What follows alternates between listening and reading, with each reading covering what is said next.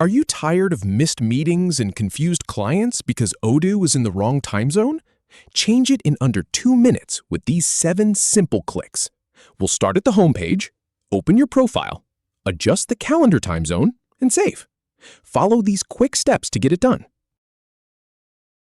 First, navigate to the home page to get things started. Then click on your profile icon at the top right corner. Now click on My Preferences. Next, click on Calendar to bring up your calendar settings. Then locate the Time Zone section and click on the drop-down next to it. Choose the time zone you prefer from the list. Finally, click on Update Preferences, and that's all there is to it.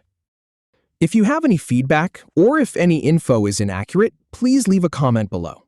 We'll do our best to answer or redo the video if needed. Thanks for watching.